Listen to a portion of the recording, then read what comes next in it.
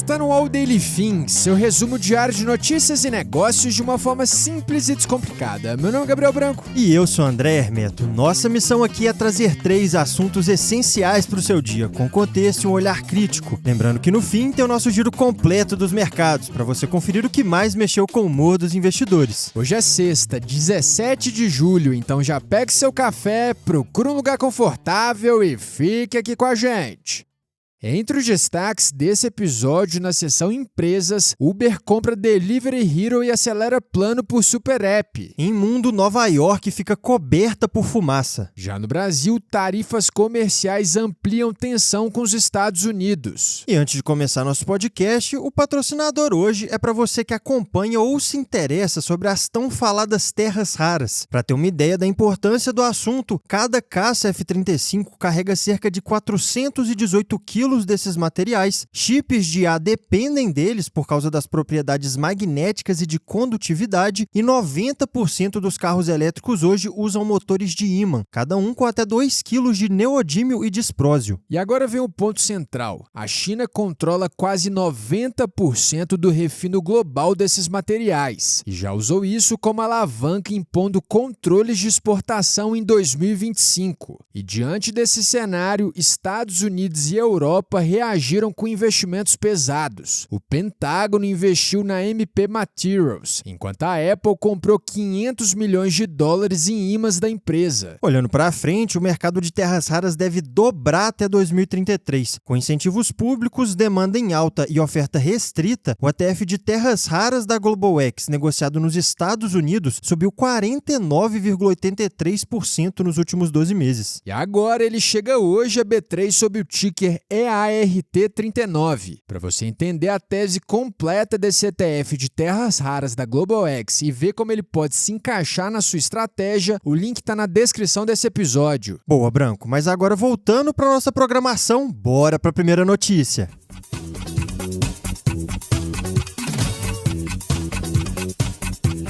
No mundo dos negócios, ontem, dia 16, a Uber anunciou a compra da alemã Delivery Hero por 12,6 bilhões de euros, num dos maiores negócios da história do setor de delivery. Com a aquisição, a Uber vai ampliar sua presença global e passará a operar em 99 mercados. Agora, olhando para os detalhes da transação, a Uber ofereceu 41,50 euros por ação da Delivery Hero, e juntas as duas empresas movimentaram 236 bilhões de dólares em 2025. Essa relação começou em 2024, quando a Uber passou a investir na Delivery Hero até se tornar a maior acionista da companhia, com 37% do capital. E vale citar que o movimento também responde ao avanço da rival DoorDash, que cresceu por meio de aquisições. Com a compra da Delivery Hero, a Uber ganha escala na Europa, Ásia, Oriente Médio e também na América Latina. Só que o principal obstáculo deve ser regulatório. Isso porque uma operação desse tamanho deve atrair a atenção de autoridades antitruste. Por trás desse business, a compra reforça a ambição da Uber de se tornar um super app, reunindo transporte, delivery, viagens e outros serviços numa única plataforma. Um outro exemplo disso é que a empresa já passou a oferecer reservas de hotéis no aplicativo, por meio de uma parceria com a Expedia. E a estratégia faz sentido dentro dos números da própria Uber. Segundo a companhia, clientes que utilizam mais de uma categoria geram cerca de 3 vezes mais reservas e lucro. Puxando para o mercado, ontem com a notícia, as ações da Uber fecharam em alta de 1,89%,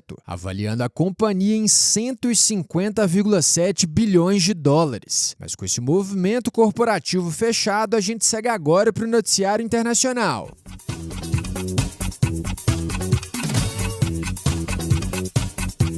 Agora no bloco internacional, na nossa primeira notícia, Nova York amanheceu debaixo de fumaça enquanto incêndios florestais seguem se espalhando pelo Canadá. Só na quarta-feira, o país registrava 835 focos ativos e a fumaça já chegou a grandes cidades dos Estados Unidos. Em Nova York, as autoridades recomendaram que a população evitasse atividades ao ar livre. O cenário preocupa ainda mais porque a final da Copa deve reunir mais mais de 80 mil pessoas no próximo domingo em Nova Jersey. Além disso, Detroit, Toronto, Minneapolis e Chicago apareciam entre as cidades mais poluídas do mundo ontem. E saindo agora da fumaça para o clima de tensão no Oriente Médio, também ontem os Estados Unidos atacaram o Irã pela quinta noite seguida. Mais cedo, Teherã acusou Washington de realizar um bombardeio bárbaro, que forçou a evacuação de um hospital oncológico. E tem um ponto importante nessa escalada. Pela primeira vez, os ataques também atingiram os arredores de Teherã. Além disso, o Irã ameaçou ampliar os ataques caso os Estados Unidos atinjam pontes, usinas ou outras infraestruturas do país. O país também classificou Hormuz como linha vermelha e até ordenou aos Houthis no Iêmen que se preparem para bloquear outra importante rota de petróleo no Mar Vermelho. Agora, indo para a nossa terceira e última notícia global, a China quer mais bebês e, para isso, adotou novas regras para limitar namorados virtuais criados por IA. O objetivo é reduzir a dependência emocional de chatbots que simulam relações românticas ou familiares. E o movimento chama atenção porque a China é a primeira grande economia a regulamentar especificamente esse tipo de IA. As novas normas aumentam a fiscalização e restringem respostas que reforcem vínculos excessivos. Vale citar que a medida acontece em meio à queda da população chinesa, que recuou pelo quarto ano seguido em 2025 e também a menor taxa de natalidade desde 1949. Mas com esse panorama de mundo fechado, vamos direto agora para o noticiário aqui do Brasil.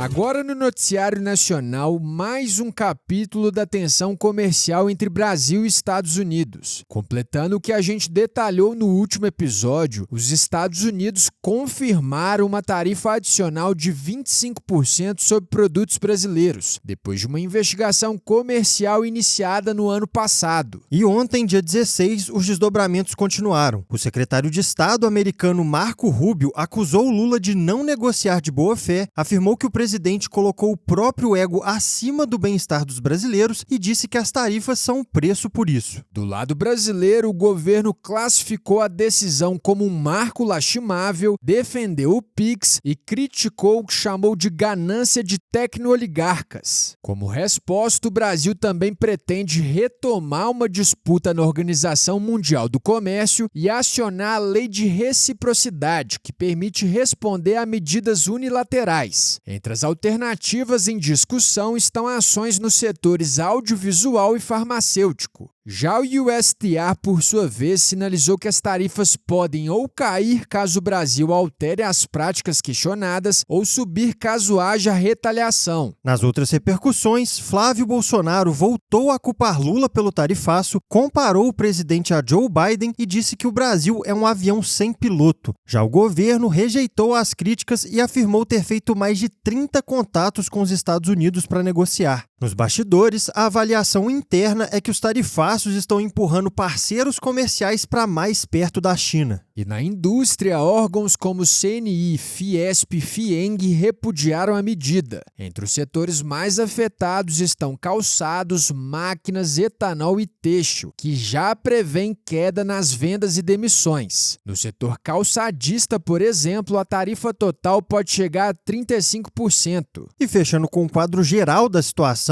o comércio entre Brasil e Estados Unidos já vinha perdendo força. No primeiro semestre, as exportações brasileiras somaram 17,4 bilhões de dólares, uma queda de 13% em um ano. Mas agora, com a nossa seção Brasil fechada, bora conferir o fechamento dos mercados.